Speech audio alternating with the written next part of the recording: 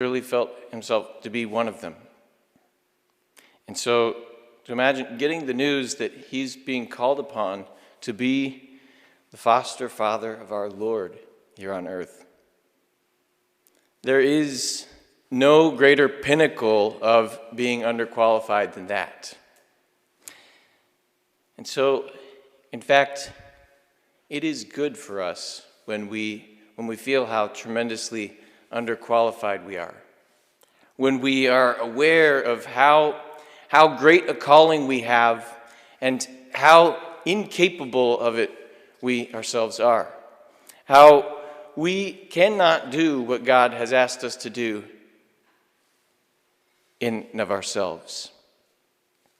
But that is exactly the moment when we are prepared to receive God's grace, when we recognize this enormous gap in qualification, when we recognize this enormous lack of capability that we have. And it's then that we really get what St. Paul is telling us in today's second reading, that it was not through the law that we are called to inherit everything that Christ has given us, but it is, in fact, dependent on faith. St. Joseph has always been a man of great faith, and he had that ability. We can see that through his ability to discern his dreams, 4 very important dreams that St. Joseph had. And who would have known that they would stand out from all the rest of his dreams? That you and I, we often forget our dreams.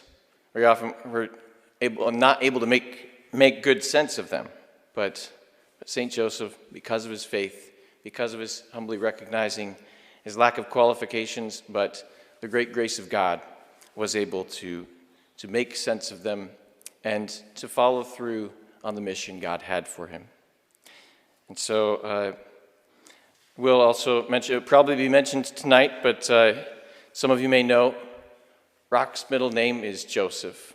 And so what a wonderful day for us to be celebrating this patron, and for us to be celebrating Rock's life commitment to the apostolate for family consecration, which does so much to honor St. Joseph and the Holy Family. And so let us always, in our